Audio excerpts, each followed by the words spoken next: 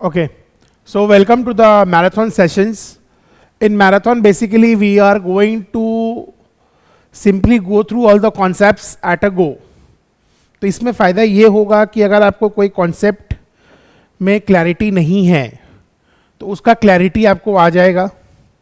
And कोई ऐसे एक दो सम्स जो होते हैं हर चैप्टर में, 3-4 सम्स जो होते हैं जिसमें बच्चों को प्रॉब्लम होता है, वो हम लोग सॉल्व करने का कोशिश करेंगे.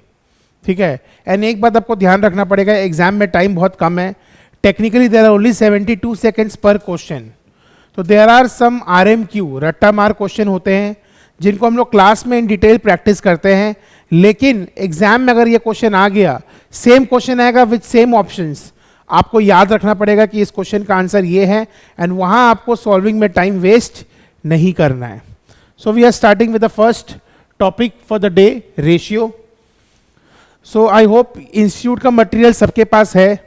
ठीक है, नहीं भी है तो कोई दिक्कत नहीं है, but we are simply going to mark key areas from the institute material so that it helps you out, and make sure that your calculators are ready. ठीक है, क्योंकि बहुत सारे कैलकुलेशंस भी होंगे, तो you have to make sure that your calculators are ready. So we see, सबसे पहला बात तो कंपैरिजन का बात आ रहा है, तो we have to take care of the comparison part. And comparison कभी भी एक जन का नहीं होता, मिनिमम 2 क्वांटिटी का होता है. यहां पर एक कंडीशन और लगाया गया है, सेम काइंड. तो रेशियो 2 अलग अलग चीजों का नहीं होगा, इट विल बी ऑफ 2 और more of the same kind. Then हमको ये समझाया गया है कि रेशियो A/B भी हो सकता है, A/B भी हो सकता है, या हम लोग X टाइम्स भी बोल सकते हैं. हम लोग अगर बोलेंगे A is 4 times of B, therefore A is equals to 4B, और A/B equals to 4/1. तो A/B क्या हो जाएगा? 4:1.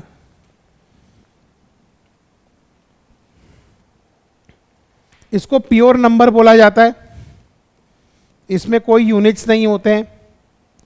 इसको प्योर नंबर बोला जाता है, इसके कोई यूनिट्स नहीं होते हैं.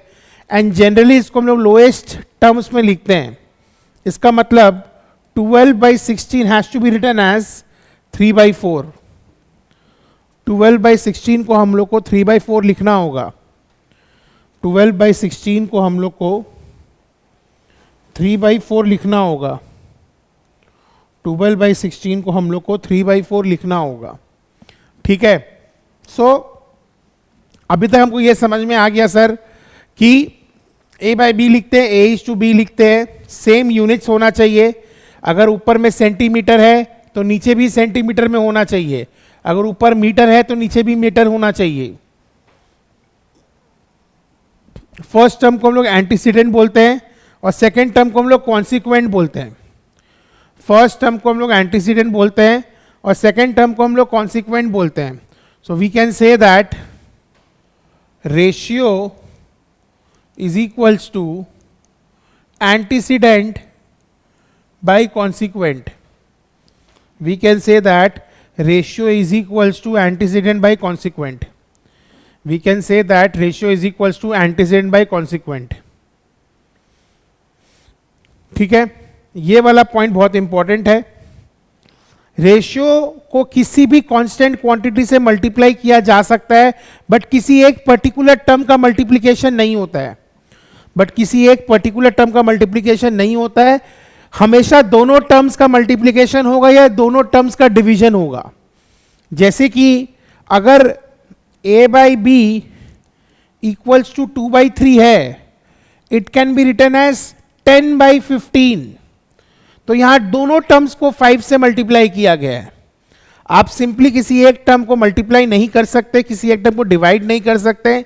ठीक है, we can either multiply it with a constant quantity to both the terms of the ratio और divide it by a constant quantity from both the terms of the ratio.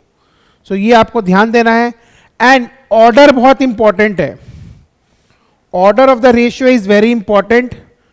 हम लोग आगे देखेंगे. Order of the ratio is very important. Order of the ratio is very important. Order of the ratio is very important. So 3:4 cannot be treated as 4:3. 3:4 cannot be treated as 4:3.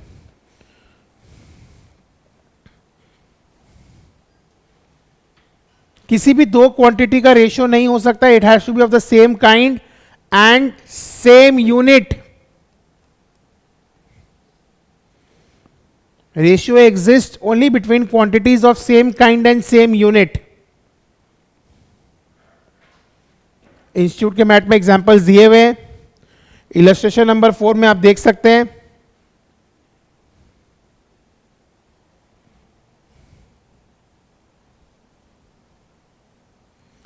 Illustration number 4 में आप देख सकते हैं कि KGs को ग्राम में convert किया गया.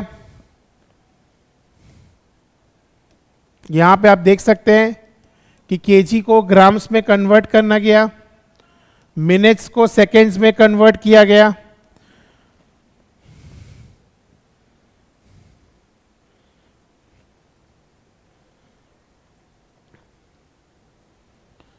इस सब में we have to use calculator. दिमाग ही नहीं लगाना अपने को. दोनों टर्म का एक सिंगल वैल्यू निकाल लेना है. दोनों रेशियो का वैल्यू निकालना है. जो बड़ा होगा वो आंसर है. सर कैसे निकालेंगे वैल्यू? देखिए ध्यान से. 2 1/3 का मतलब होता है 7/3 और 3 1/3 का मतलब होता है 10/3. तो अल्टीमेटली ये 7:10 हो गया. तो 7 डिवाइडेड बाई 10 करो. कैलकुलेटर में कितना आता है? 0.7 आता है. हाँ या ना? वैसे अगर आप सेकेंड टर्म को कैलकुलेटर में करोगे तो 0.75 आएगा. करके चेक करिए. तो बताइए कौन सा बेटर होगा? Which one is greater?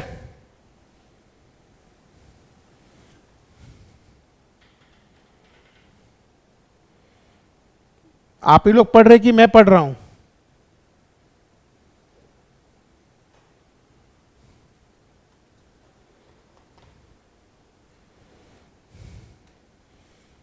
Yes.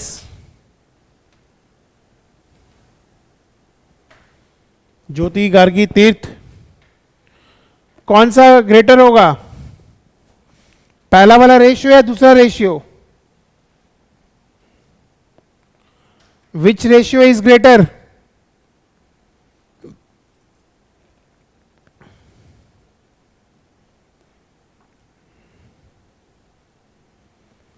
पहला वाला का वैल्यू 0.7 आ रहा है ना, और दूसरा वाला का 0.75.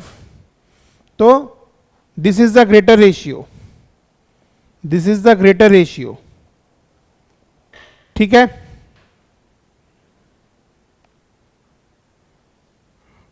इतना लंबा लंबा कैलकुलेशन करने का दरकार नहीं है हम लोग को. इतना लंबा लंबा कैलकुलेशन करने का दरकार नहीं है. Next question is very important. अगर रेशियो में किसी भी एक टर्म का वैल्यू पता है तो दूसरे टर्म का वैल्यू कैसे निकालेंगे? अगर आपको ये पता है ना, रौनक का वजन दे दिया है, रौनक का वेट दे दिया है हम लोग को 56.7 kg, उसका वेट घटा है, तो नया वेट क्या होगा? Sir 56.7 is the old value divided by old part into new part.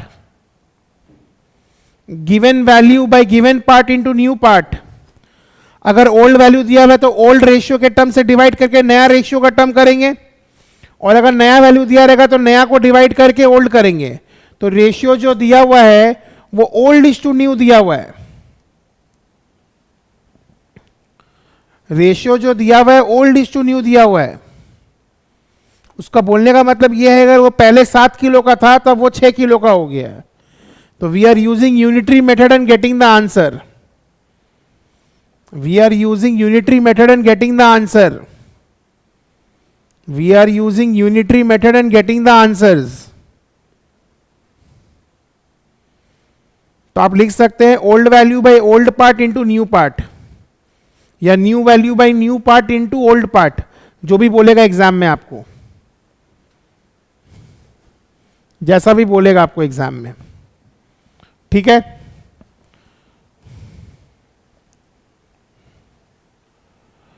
Next, अगर फ्रैक्शनल वैल्यू दिया हुआ है, हम लोग सबसे पहले निकालते हैं एलसीएम निकालेंगे डिनोमिनेटर का।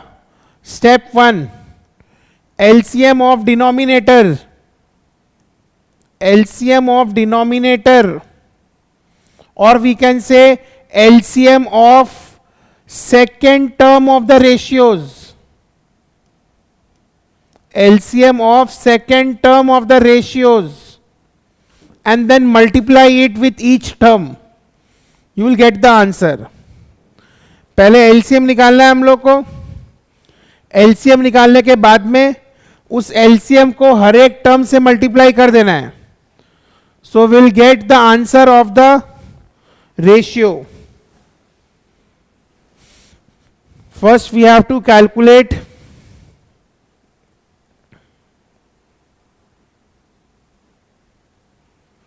the LCM,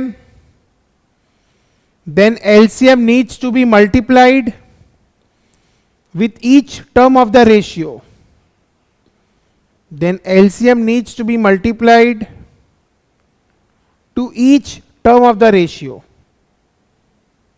to get the required ratio,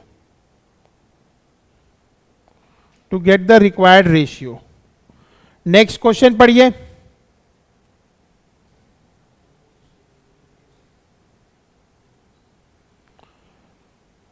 The ratio of the number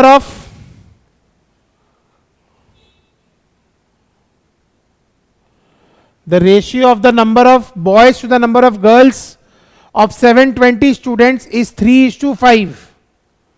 ठीक है, तो ratio of boys is to girl दिया हुआ, ये बहुत इंपॉर्टेंट है लिखना, ये बहुत इंपॉर्टेंट है लिखना कि बॉयज बाय गर्ल्स का रेशियो पता है आपको, ठीक है, बॉयज बाय गर्ल्स का रेशियो पता है आपको, ठीक है। उसके बाद हम लोग को क्या बोला है, if 80 new girls are admitted in the school, find how many new boys must be admitted so that the ratio of the number of boys to the number of girls में चेंज टू 2:3। अब मेरा बात ध्यान से सुनो, इसको कैसे करना है। सबसे पहले आप बताओ 720 को बांटो बॉयज और गर्ल्स में, 720 को बांटो बॉयज और गर्ल्स में। Can we do 720 into 5/8 for girls and 720 into 3/8 for boys. तो मेरे को पहले निकालना है 720 into 5 divided by 8, 450 girls are there, 270 boys are there. अब अगर यहां पर 18 गर्ल्स आ गई है तो टोटल नंबर ऑफ गर्ल्स कितना हुआ, 468। नाउ द रेशियो इज 2:3, तो बॉयज क्या होगा, 468 डिवाइडेड बाई 3 इंटू 2,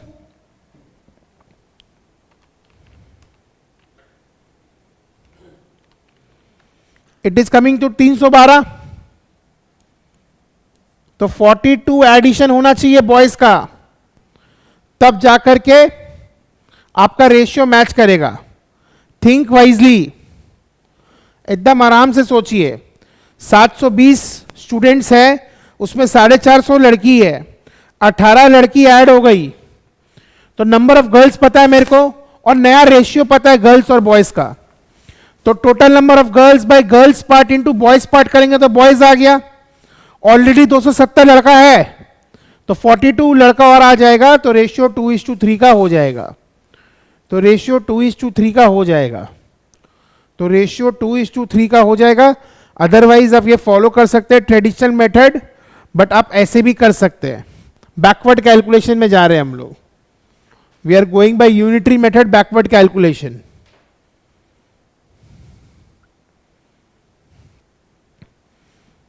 गर्ल्स में एडिशन कर दिया, नाउ दिस रिप्रेजेंट्स 3। अगर 468 रिप्रेजेंट कर रहा है 3, तो सेकेंड पार्ट क्या होगा,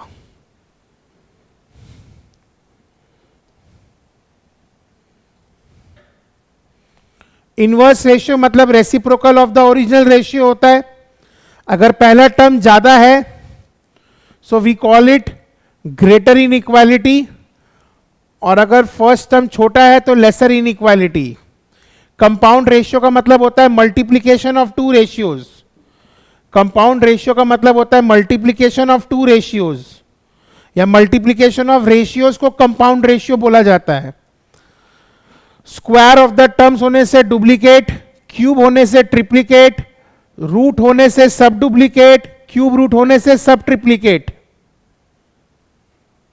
स्क्वायर ऑफ द रेशियो करने से डुप्लीकेट, क्यूब करने से ट्रिप्लीकेट, स्क्वायर रूट करने से सब डुप्लीकेट, और क्यूब रूट करने से सब ट्रिप्लीकेट.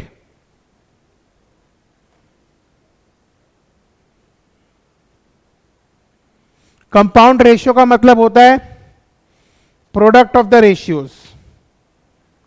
कंपाउंड रेशियो का मतलब होता है प्रोडक्ट ऑफ द रेशियोज.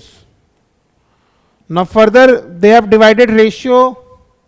अगर रैशनल नंबर में होता है तो कमेंसरेबल, और अगर रैशनल नंबर नहीं है तो इनकमेंसरेबल. कंटिन्यूड रेशियो का मतलब होता है more than two terms. Continued ratio का मतलब होता है मोर देन टू टर्म्स.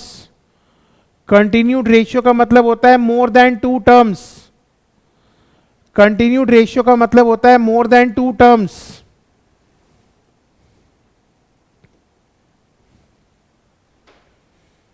अब लोग इस सब में गलती करते हैं, क्योंकि यहां पे इनकम एक्सपेंस सेविंग्स दोनों बोला है, तो लोगों को इतना पता रहता है कि income minus expense is equals to savings. तो यह भी तो पता होना चाहिए कि income minus savings is equals to expense. So no need to take X and Y, क्योंकि सेविंग्स का मेरे को एब्सोल्यूट फिगर पता है.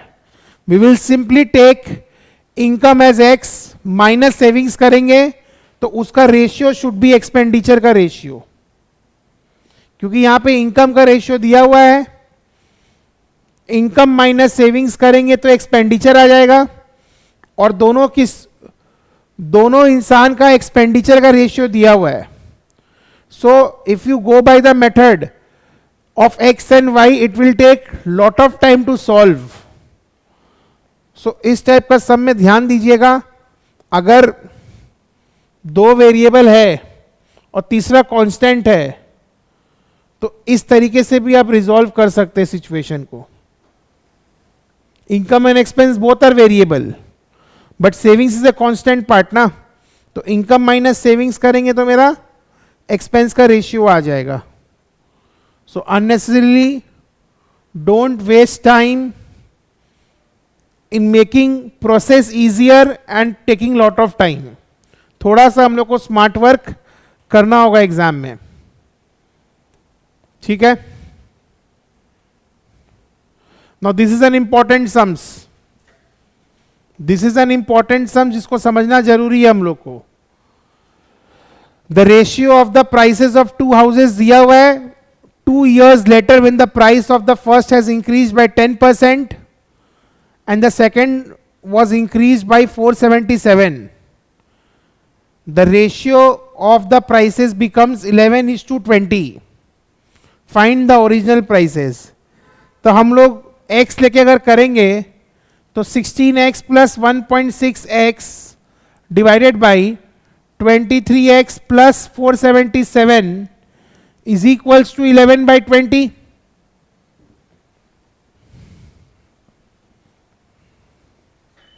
यही इक्वेशन आएगा, क्रॉस मल्टीप्लाई करके सॉल्व करना पड़ेगा. अब बहुत लोग क्या करते हैं, इसको आंसर पकड़ लेते हैं. This is not the answer, this is just the solution of the equation.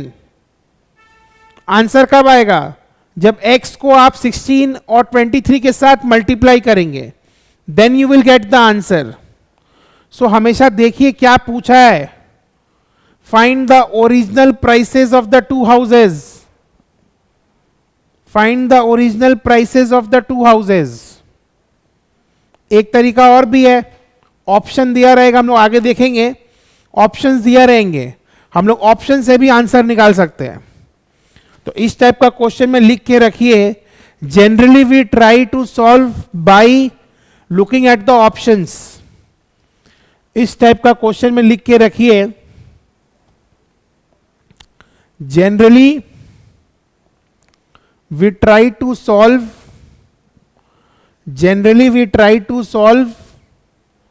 by looking at the options,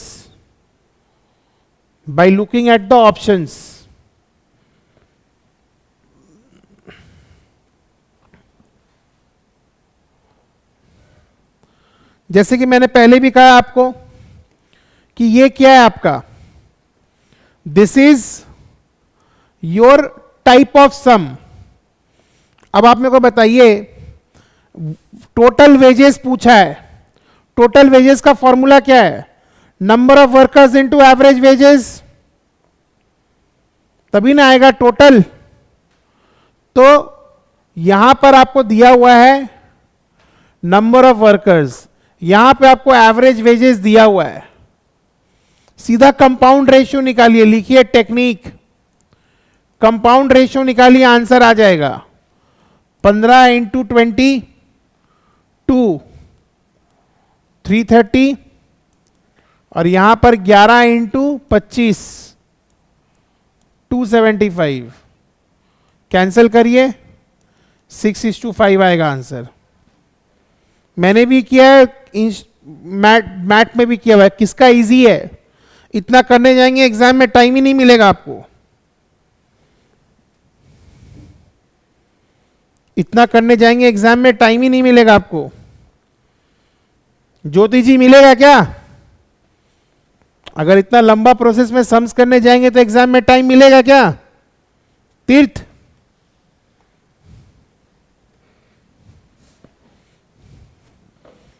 ये तो बोल दो।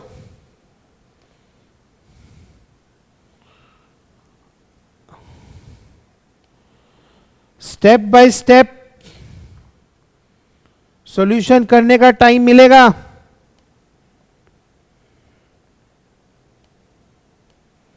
हाँ या ना,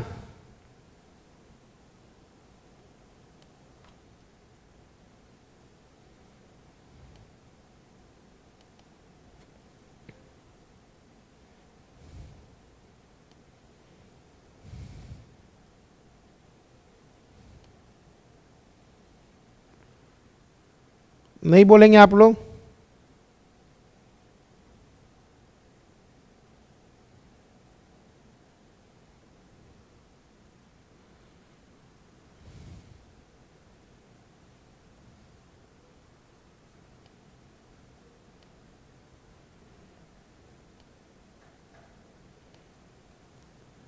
Any doubt still here? Yes?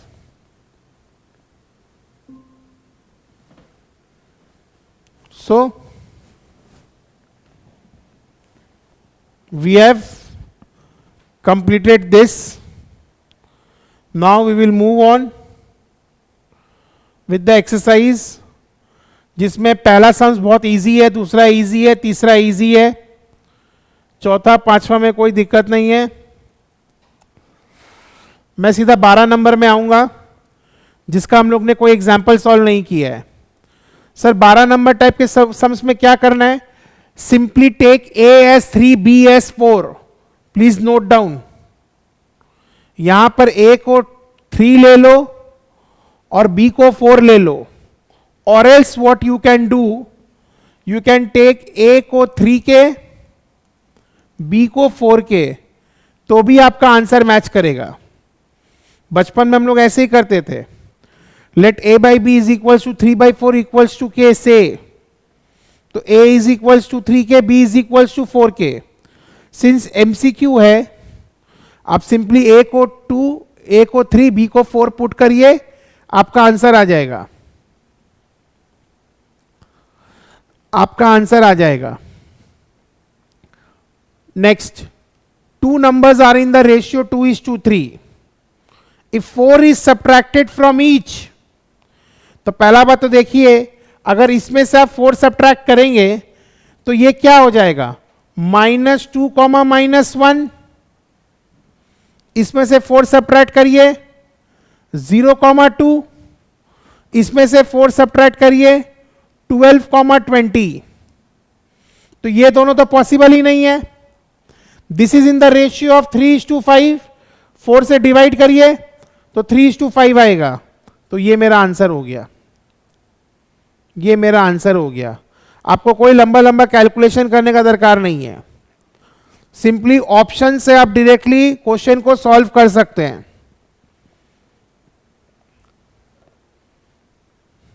तो कंडीशन नंबर 1 जो था 2 numbers are in the ratio 2:3, वो ही रेलिवेंट है इस सब में। उसमें आपका देखेंगे अगर आप, तो उसमें सारा ही ऑप्शन सेटिस्फाई हो रहा है। लेकिन जो सेकेंड क्वेश्चन बोल दिया कि जब 4 सब्ट्रैक्ट करेंगे तो इसमें से 4 सब्ट्रैक्ट करने से रेशियो 2:1 हो जा रहा है, माइनस अगर कैंसिल भी हो जाता है, इसमें तो 0 हो रहा है और इसमें 3:5 हो रहा है।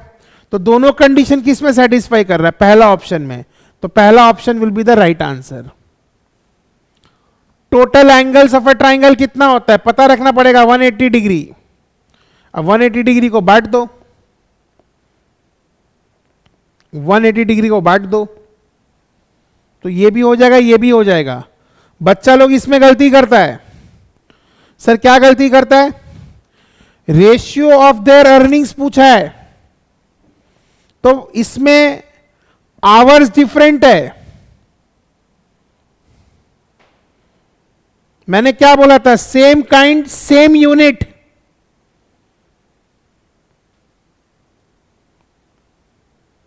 तो हम लोग को पर आवर का अर्निंग निकाल के फिर रेशियो निकालना होगा। तो what is the per hour का अर्निंग? इसका हो गया 80/7 और इसका हो गया 90/12। तो 96:63, 3 से कैंसिल करेगा तो 32:21 आएगा। 3 से कैंसिल करेगा तो 32:21 आएगा।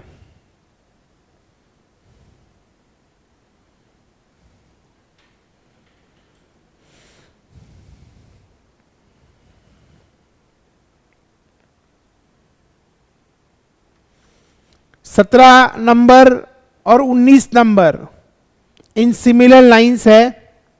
आई am going to discuss 18 number. I am going to discuss 18 number. क्या पूछा है तुमसे? Q बाई आर पूछा है, तो Q बार आर को क्या लिख सकते हैं हम लोग? Q by P into P by R लिख सकते हैं, हाँ या ना? अब मेरे को पी क्यू का रेशियो पता है, तो उसका उल्टा क्या होगा? 12/11। और पी आर का रेशियो पता है 9/8। सॉल्व करो, ये 3 जा ये 2 जा, 27:22 आएगा आंसर।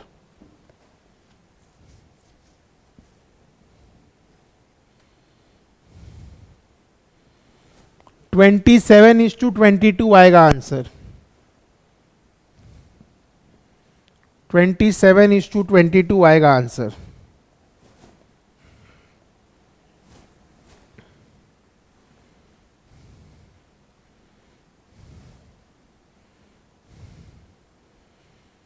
ट्वेंटी 27:22 आएगा answer.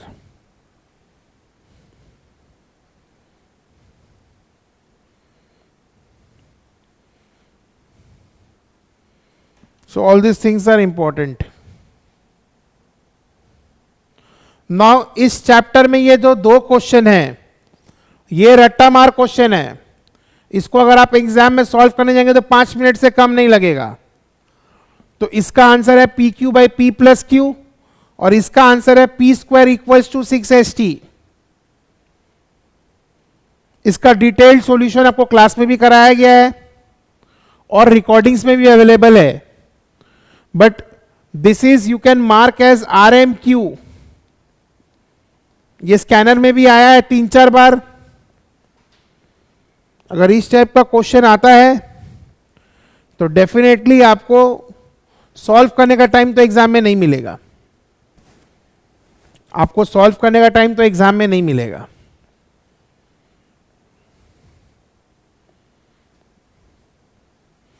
Question number 22 can be solved as question number 12 and 19। P को 2 पकड़ना है, Q को 3, X को 4 एंड 5 को Y को 5 पुट करके जो रेशियो आएगा वो आ जाएगा, पुट करके जो रेशियो आएगा वो आ जाएगा।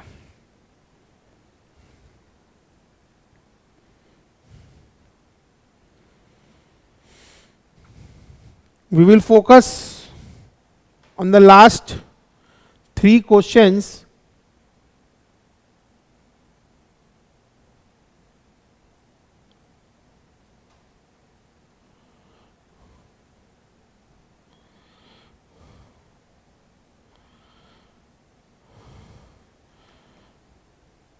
जैसे मैं ये बोला था, ये आप ऑप्शन से भी कर सकते हैं। Daily earnings of 2 person are in the ratio 4:5, तो ये तो हो ही नहीं सकता क्योंकि इसमें रेशियो क्या है 5:4। ये हो सकता है और ये हो सकता है। अच्छा, ये भी नहीं हो सकता, जिसका सेविंग्स 50 रुपया है उसका अर्निंग्स 40 रुपया कैसे हो सकता है? जो इंसान 40 रुपया कमा रहा है वो 50 रुपया बचाएगा कैसे? तो ये दोनों ऑप्शन तो हो ही नहीं सकता। ये वाला हो सकता है, तो 450 से 50 रुपया बचाया तो 350 रुपया खर्चा किया और ये 450 रुपया खर्चा किया। इसका रेशियो आ रहा है 7:9। तो क्वेश्चन में बोला यही है कि जिसका इनकम का रेशियो होगा 4:5, जिसका इनकम का रेशियो होगा 4:5, जिसका इनकम का रेशियो होगा 4:5, जिसका इनकम का रेशियो होगा 4:5 एंड एक्सपेंस का रेशियो होगा 7:9, provided they save 50 rupees per day, provided they save 50 rupees per day.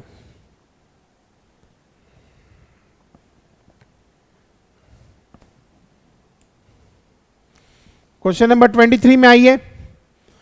The number which when subtracted from each of the terms of the ratio 19:31 reducing it to 1:4, तो पहले 15 minus करिए इसमें से, तो ये हो जाएगा 4:19 माइनस 15 4:16। यही तो मेरा आंसर मैच कर गया, मेरे को बाकी ऑप्शन ट्राई करने का दरकार ही नहीं है। 15 माइनस करके चेक करना है आपका रेशियो 1:4 आ रहा है कि नहीं आ रहा है। 19:31 में ऐसा क्या नंबर माइनस करेंगे, माइनस करने के बाद जो नंबर बचेगा उसका रेशियो इज 1:4, उसका रेशियो इज 1:4, उसका ratio is 1:4। So this is very important. Otherwise आप इक्वेशन भी लिख सकते हैं इसका, 19 minus X by 31 minus X is equals to 1/4। Let X be the number which is subtracted from the ratio 19 minus 19:31. Let x be the number which is subtracted, let x be the number which is subtracted from the number from the ratio 19:31. दो train का speed दिया हुआ है, दो train का speed दिया हुआ है, तो सेकेंड ट्रेन का स्पीड है 80 किलोमीटर पर आवर। सर कैसे निकाला आपने? Total distance by total hours. Speed का फॉर्मूला है टोटल डिस्टेंस बाय आवर्स, तो 400 बाई 5 करेंगे तो 80 किलोमीटर आएगा। सेकेंड वाला रेशियो का सेकेंड पार्ट क्या है? 8, तो फर्स्ट पार्ट क्या होगा?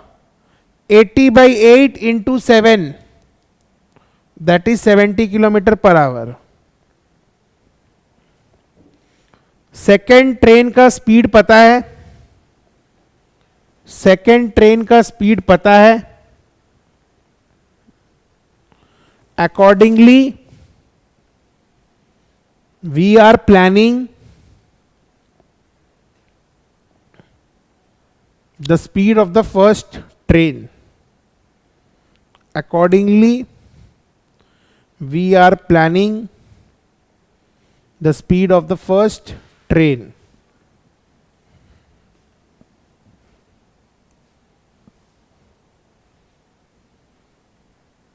So basically a ratio is a comparison of the sizes of two or more quantities of the same kind by the division. If A and B are two quantities of the same kind in same units, then the fraction A by B is called the ratio of A to B. It is written as A is to B, thus the ratio of A to B or A by B or A is to B. The quantities A and B are called terms of the ratio. A is called the first term or antecedent and B is called the second term or consequent. The ratio compounded of the two ratios A is to B, C is to D is AC by BD. A ratio compounded of itself is called its duplicate ratio. A square is to B square is the duplicate ratio of A is to B. Similarly, the triplicate ratio of A is to B is A cube is to B cube. एक में square हो रहा है, एक में cube हो रहा है. For any ratio, the inverse ratio is B is to A. The subduplicate ratio is the square root and the subduplicate ratio is the cube root. Continued ratio means more than 2, that is 3 or more. That is 3 or more. So, these are sister chapters. Ratio and proportion are sister chapters. So let us see what does proportion has. Cross product rule, continued proportions, mean proportional. And the properties are invertendo, alternando, componendo, dividendo, componendo and dividendo, addendo. So let us find out first what is to proportion. What is proportion? तो एक चीज तो मेरे को समझ में आ गया, ratio में यूनिट्स अलग नहीं हो सकता, लेकिन प्रपोर्शन का डेफिनेशन में बोला है इक्वालिटी ऑफ टू रेशियोज, और कहीं भी ये नहीं बोला है कि दोनों रेशियो में जो टर्म्स है उन सब का काइंड सेम होना चाहिए. ध्यान से मेरा बात सोचिए, मैंने कभी भी ये नहीं बोला if this is ratio 1 and if this is ratio 2, if both the ratios are equal then the terms are in proportion.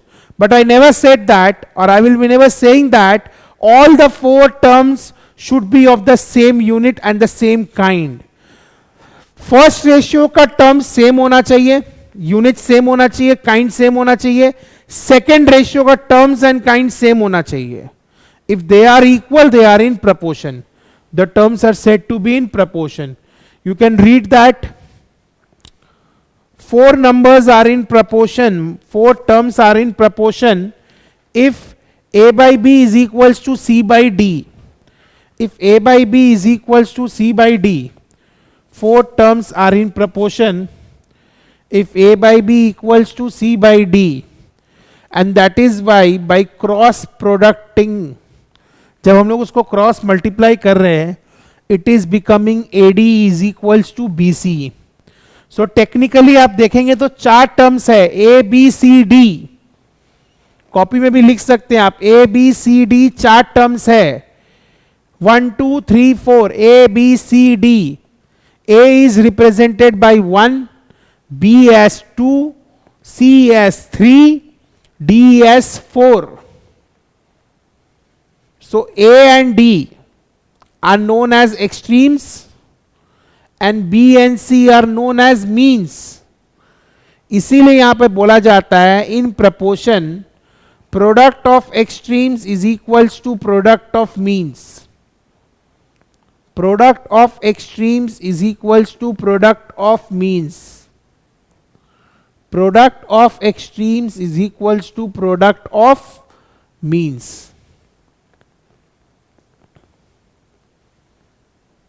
तो कोई तुमसे पूछेगा थर्ड प्रपोर्शनल, तो what do mean by third proportional? Sir first term of the second ratio. Sir second proportional क्या है? Second term of the first ratio. Sir fourth proportional क्या है? second term of the second ratio. So this is all about terms, means, extremes, cross product rule.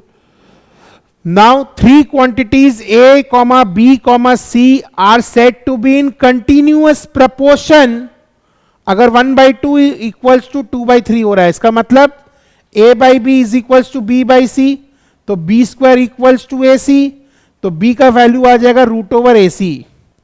इस B को बोला जाता है mean proportional. इस B को बोला जाता है मीन प्रोपोर्शनल, एंड इससे सम्स पूछा जाता है एग्जाम में. मीन प्रोपोर्शनल से भयंकर सम्स पूछता है एग्जाम में. भयंकर सम्स मतलब बहुत कॉमन है, ऐसा नहीं कि इसी से पूछेगा, but calculating mean proportional is common. And since you have also studied geometric mean, तो किसी भी दो नंबर का geometric mean कैसे निकालते हैं, उसको मल्टीप्लाई करके रूट कर देते हैं. तो we can say B is the geometric mean of the extremes. क्योंकि अगर तीन टर्म है A, B, C, तो A और C तो एक्सट्रीम्स हो गया ना. जो भी फर्स्ट में होता है और लास्ट में होता है उसको एक्सट्रीम्स बोलते हैं. तो we can say mean proportional is the geometric mean of the extremes. Mean proportional is the geometric mean of the extremes. और प्रोपोर्शनल का साइन डबल कोलोन है. प्रोपोर्शनल का sign is double column. Proportional का sign is double column. ठीक है, यहां clearly लिखा हुआ है all the four quantities need not be of the same type. The first two quantities should be of the same kind and the last two quantities should be of the same kind. क्योंकि ratio में condition है same kind, but यहां पर एक particular ratio is equals to another particular ratio. तो देख four can be together of the same kind same unit, और first ratio का जो दोनों टर्म है वो सेम होना चाहिए और सेकेंड रेशियो का जो दोनों टर्म है वो सेम होना चाहिए.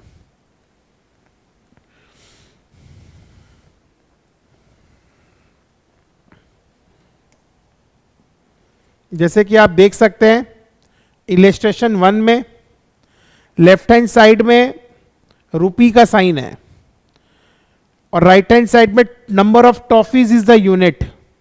दोनों का यूनिट अलग है लेकिन फिर भी दे आर इन प्रपोर्शन. फिर भी दे आर इन प्रपोर्शन. फिर भी they are in proportion. So this are the type of sum sums that comes from ratio, तो हो गया that comes from proportion. These are the type of some sums. अभी और भी है, but आपके स्क्रीन में जो चार प्रॉब्लम्स है, तो हम लोग टेक्निकली ये बोल सकते हैं first into fourth is equals to second into third. क्योंकि AD is equals to BC है ना. तो A क्या है फर्स्ट टर्म, D क्या है फर्स्ट टर्म, B क्या है सेकेंड टर्म, C क्या है थर्ड टर्म. तो first into fourth is equals to second into third.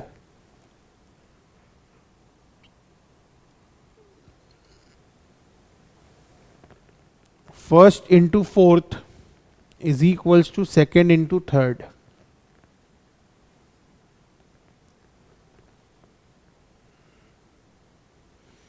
अच्छा, एक चीज ध्यान रखिएगा, if they are asking you to calculate any particular proportion का value, never simply write the value.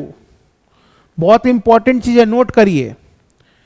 Any proportional value will contain units. Any proportional value will contain units.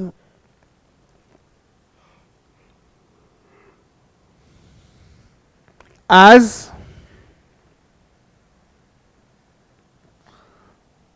terms of the ratio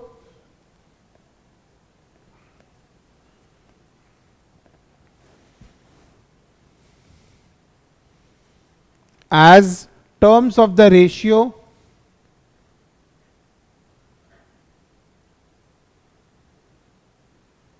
are measured by units.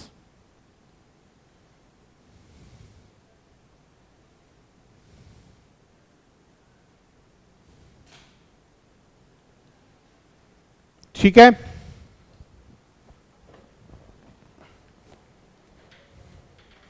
so all these things 5 number भी आसानी से हो जाएगा. Properties, cross multiplication कर लिए, invertendo मतलब उल्टा, पूरा प्रपोर्शन का उल्टा. Now this is very interesting to understand. Alternendo, alternendo में क्या हो रहा है, ध्यान से आप देखिए. Extremes are changing their position और means are changing their position. Alternendo में लिख लीजिए, either the extremes will change the position or means will be changing the position. Either the extremes will be changing the position और means will be changing the position. तो यहां पे जो example दिखाया है ये चेंज ऑफ मीन्स है. B की जगह C आ गया, C की जगह B आ गया. और एक पॉसिबल सिनेरियो था D is to B is equals to C is to A.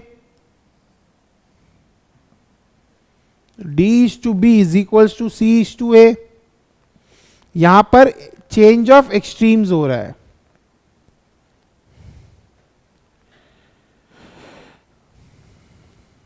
Componendo is adding 1 on both the sides. Dividendo is subtracting 1 from both the sides.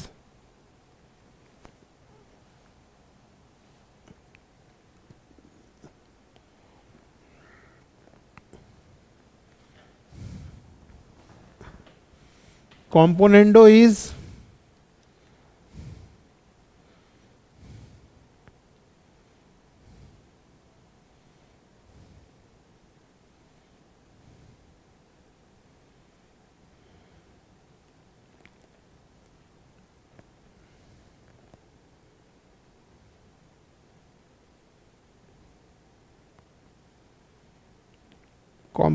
is adding 1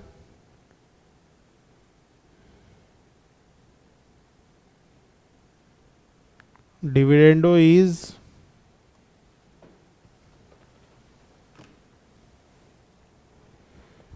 subtracting 1. दोनों भी कर सकते हैं साथ में आप, दोनों भी कर सकते हैं साथ में आप, जिसको हम लोग बोलते हैं कॉम्पोनेंडो एंड डिविडेंडो, जिसको हम लोग बोलते हैं कॉम्पोनेंडो एंड डिविडेंडो. अब एक चीज जो आपको ध्यान रखना है, plus plus minus plus, minus minus, ऐसा नहीं है अगर न्यूमरेटर में यहां प्लस है तो यहां माइनस है, ऐसा नहीं है. दोनों साइड के ऊपर में प्लस प्लस का साइन होगा, दोनों साइड के डिनोमिनेटर में माइनस माइनस, और ऊपर में माइनस माइनस, नीचे में भी plus plus.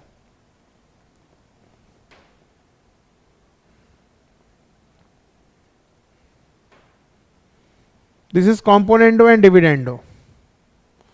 Next is addendo and subtrahendo. Next is addendo and subtrahendo. Addendo में we are adding all the first terms and we are adding all the second terms and then we are calculating a ratio.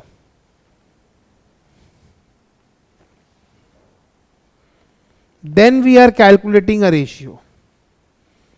जैसे अगर example 2 का मैं बात करूं तो example 2 में मैं लिख सकता हूं A plus B plus C by 3 plus 4 plus 7. कौन सा रूल अप्लाई हुआ? Addendo. Adding all the first terms by adding all the second terms.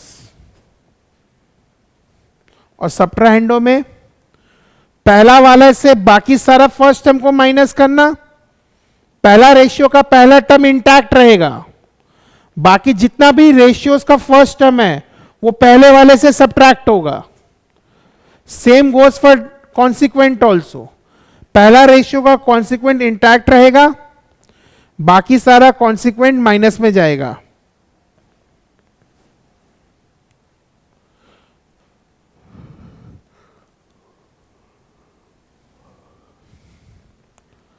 कभी भी तुमको अगर पूछेगा product of extremes is equals to product of means, answer तो 1:1 आएगा ना, क्योंकि दोनों तो बराबर होता है. प्रोडक्ट ऑफ एक्सट्रीम्स और प्रोडक्ट ऑफ मीन्स तो बराबर होता है. So if they ask you product of extremes is equals to product of means, then the answer is 1:1.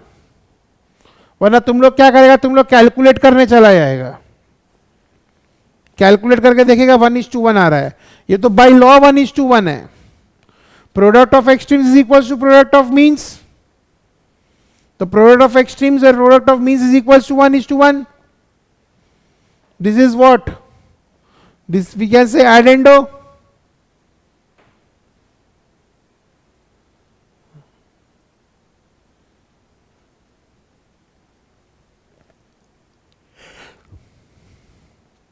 तो 5/3 आएगा इसका answer. 2.5 plus 2.5 is 5, 1.5 plus 1.5 is 3.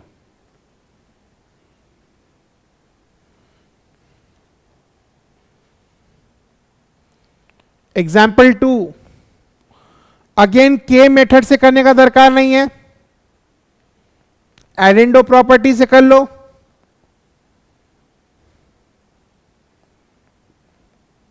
और else take A as 3 B as 4 C as 7, क्योंकि इस question से एक question और पूछ सकता है तुमसे. एग्जाम्पल 2 से एक क्वेश्चन और निकल के आएगा, find A is to B is to C, तो आंसर होगा 3:4:7 स्ट्रेट.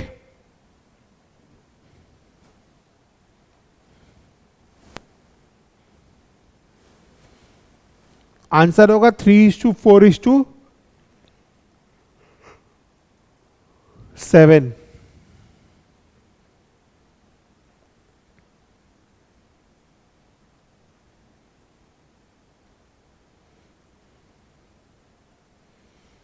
ठीक है. नेक्स्ट एग्जांपल 3, दो अलग अलग कॉस्टिंग दिया हुआ है, कंबाइंड सेलिंग प्राइस दिया हुआ है, प्रॉफिट दिया हुआ है. तो सेलिंग प्राइस माइनस प्रॉफिट करने से कंबाइंड कॉस्टिंग आ जाता है ना. तो ये एक शॉर्टकट है, लिख लो. शॉर्टकट बहुत आसान है. C2 minus average cost by average cost minus C1 is equals to quantity 1 by quantity 2. Second term का जो कॉस्ट है minus average cost by average cost minus first वाले का जो कॉस्ट है, तो आपको क्वांटिटी का रेशियो आ जाएगा. यही मेरे से पूछा है, in what proportion does he mix them, in what proportion does he mix them. तो हम लोग क्या कर रहे हैं, 8.80 से 17.5% निकालेंगे, माइनस इक्वल्स टू प्रेस करेंगे तो एवरेज कॉस्ट आ जाएगा. कैलकुलेटर निकालो, जैसे से मैं बोल रहा हूं वैसे वैसे करना. 8.8 इंटू 17.5%, 1.54 आ रहा है, माइनस इक्वल्स टू, तो डायरेक्ट आपका 7.26 आ गया. डायरेक्ट आपका 7.26 आ गया।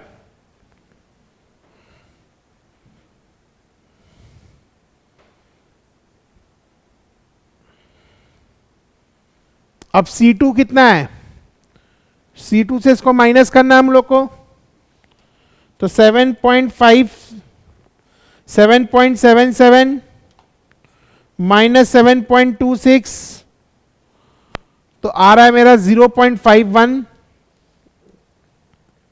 और नीचे आएगा 0.34, क्यों 7.26 माइनस 6.92 0.34 होता है। सॉल्व करने से आएगा 3/2। फाइनल आंसर आप देख सकते हैं 3/2 है। सॉल्व करने से आएगा 3/2।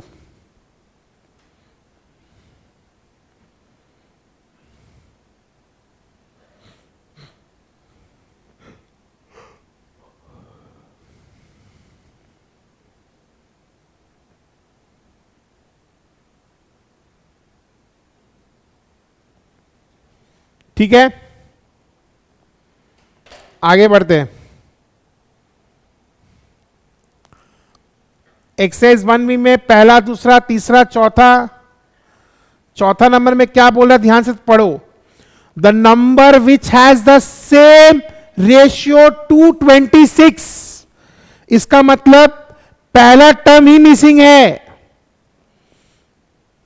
The number which has the same ratio two 26 that has 6:13। A to B का मतलब A by B होता है, तो यहां पर यही ध्यान रखना है कि ये फर्स्ट टर्म पूछा है हम लोग से।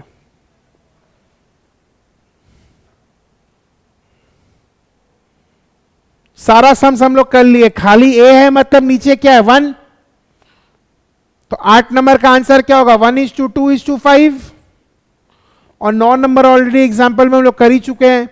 10 नंबर भी सिमिलर क्वेश्चन हम लोग कर चुके हैं। 11 नंबर भी हम लोग कर चुके हैं।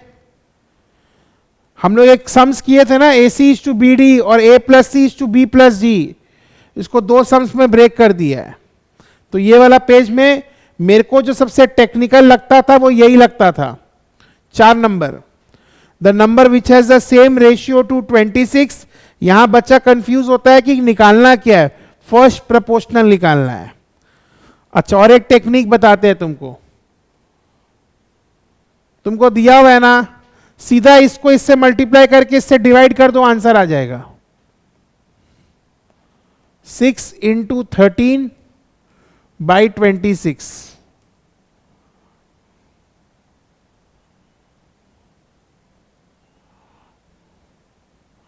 ना, उल्टा लिख दिया हम, एक सेकेंड, ये होगा 6:13 × 26, तो आंसर 12 आ जाएगा।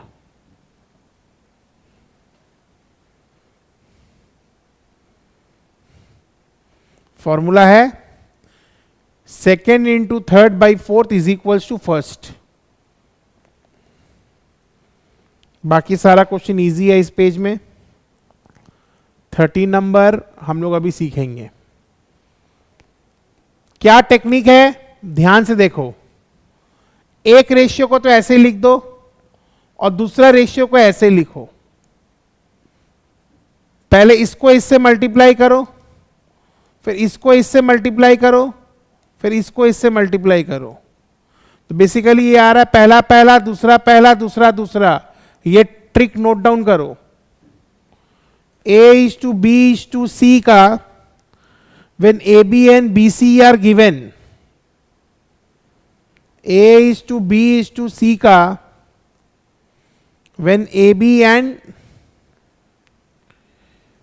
BC are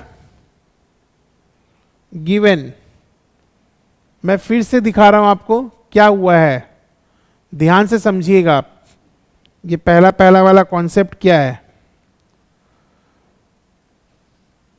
3:2 दिया है और 3:5 दिया है। पहला पहला मतलब होता है both the first term of the ratios. तो दोनों का पहला टर्म 3 है, 3 इंटू 3 9। दूसरा पहला का मतलब होता है फर्स्ट रेशियो का सेकेंड टर्म, फर्स्ट रेशियो का second term into second ratio का फर्स्ट टर्म। सो टेक्निकली देखेंगे तो ये हो रहा है। तो जिसको 13 नंबर समझ में आ गया वो 15 भी कर लेगा। कैसे करेगा? 2 इंटू 4 करेगा 8 आएगा, 3 इंटू 4 करेगा 12 आएगा, 3 इंटू 3 कर लेगा 9 आ जाएगा।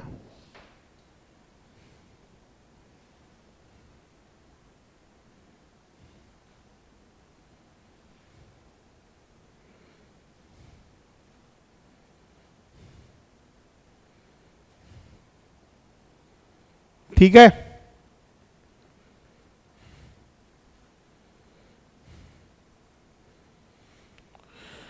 सिक्सटीन नंबर तो मेरे को लगता नहीं कोई प्रॉब्लम होना चाहिए। 17 वाला हम लोग देखेंगे।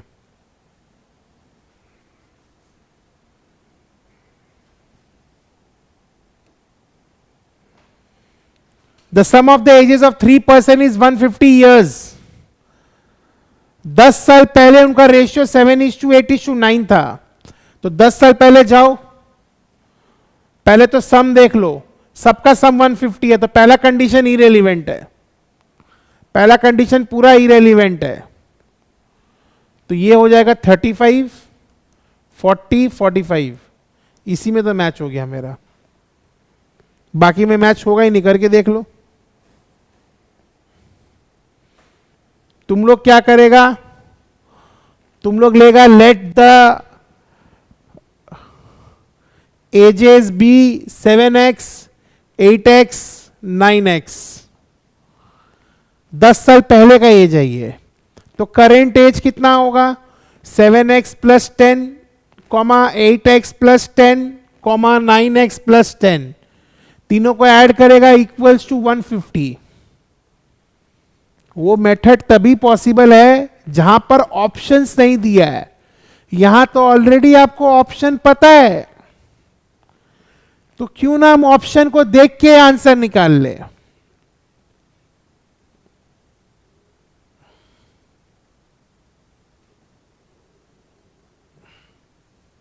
अच्छा, रेशियो जो है वो इंक्रीजिंग फॉर्मेट फॉलो करता है, लेकिन ऑप्शन बी देखो, 40 के बाद 60, उसके बाद 50। तो ऑप्शन बी तो ऐसे ही नहीं होगा, होने का होता तो या तो ऑप्शन ए होता या सी होता। सी में तुम्हारा रेशियो मैच नहीं करेगा।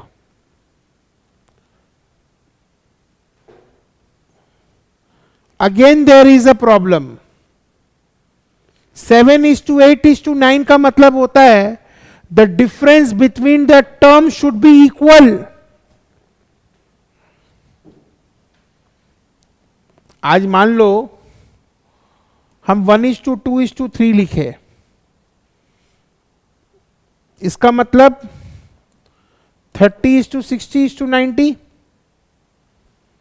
तो गैप इक्वल है ना। तो अगर कॉन्जिक्यूटिव टर्म्स है रेशियो का, तो मैं ये बोल सकता हूं कि ये भी नहीं होगा, इसका गैप सेम नहीं है, ये भी नहीं होगा, इसका गैप सेम नहीं है। Gap has to be same, gap has to be same. Last वाला टर्म प्रपोर्शन में नहीं है, तो 40 को रिप्लेस कर दो x से। तो टेक्निकली 18 नंबर से मैं तुमको फोर्थ प्रपोर्शन निकालने बोल रहा है। First into fourth by first into fourth is equal to second into third.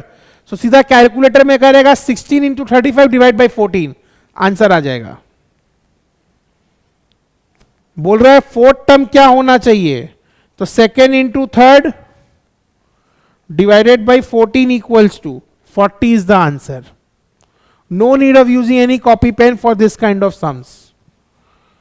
उल्टा कर दिया है तो इन्वर्टेंडो, माइनस में है तो सब्ट्राहेंडो, प्लस प्लस माइनस माइनस है तो कॉम्पोनेंडो डिविडेंडो, माइनस प्लस है तो कॉम्पोनेंडो एंड डिविडेंडो, तो इसका आंसर नन ऑफ दीज होगा। यहां थर्ड प्रपोर्शनल बोला है, यहां सेकेंड निकालने बोला है, यहां मीन बोला है। 4, 5, 9 पकड़ेंगे अपने। इस टाइप का सम हम ऑलरेडी कर चुके हैं। इफ 6 बी एडेड, तो सब में 6 ऐड करके देखो किसका रेशियो 7:4:5 होता है। इसमें कॉम्पोनेंडो डिविडेंडो ये भी सेम है। This is important, question number 30 is important.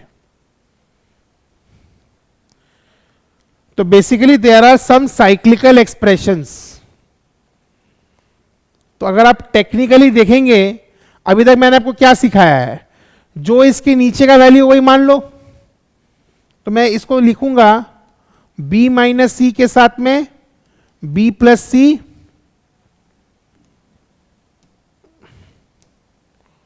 Minus A, right, plus c minus A के साथ लिखूंगा c plus A minus B, plus a minus B के साथ लिखूंगा a plus B minus C. तो सब कट पिट के 0 हो जाएगा। साइक्लिकल एक्सप्रेशन है। तो इस टाइप का सम जब प्रैक्टिस करके जाते हैं आप घर पे, तो वहां पर आपको ब्रेक करने का दरकार नहीं, आप देख के समझ जाएंगे ये तो साइक्लिकल एक्सप्रेशन है। तो sum of the cyclical expression लिख लो। Sum of the terms in a cyclical expression, sum of the terms in a cyclical expression is equals to 0. Sum of the terms in a cyclical expression is equals to 0.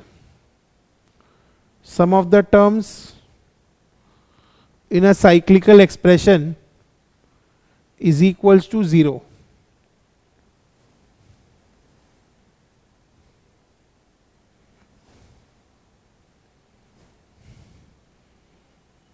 चलिए इसका summary देख लेते हैं हम लोग। Invertendo मतलब reciprocal of both the ratios. Alternendo मतलब either exchange of means और एक्सचेंज ऑफ एक्सट्रीम्स। कॉम्पोनेंडो मतलब adding 1 on both the sides. Dividendo मतलब subtracting 1 on both the sides. जब ये दोनों करके एक दूसरे से डिवाइड करते हैं तो क्या आता है, componendo and dividendo. Addendo is adding all the terms of the ratio, first term को फर्स्ट टर्म के साथ में, सेकेंड टर्म को सेकेंड टर्म के साथ में। And subtrahendo is subtracting all other first term from the first term of the first ratio and subtracting all other second terms from the second term of the first ratio. The quantities A, B, C, D are called terms of the proportion. A, B, C and D are called as first, second, third and fourth terms. The first and fourth terms are called extremes and second and third are called means. So cross product rule से क्या आता है, product of extremes is equals to product of means. Therefore 3 quantities होगा तो A by B equals to B by C. तो cross multiply हम लोग करते हैं तो क्या आता है, B square equals to AC। इसी को मीन प्रोपोर्शनल बोलते हैं हम लोग, इसी को हम लोग क्या बोलते हैं, मीन प्रोपोर्शनल। तो B is the mean proportional of B is the mean proportional of A and C। ठीक है, ये भी तो बोल सकते हैं mean proportional is nothing but geometric mean of the extremes। mean proportional is nothing but geometric mean of the extremes। ठीक है, yes, any doubts?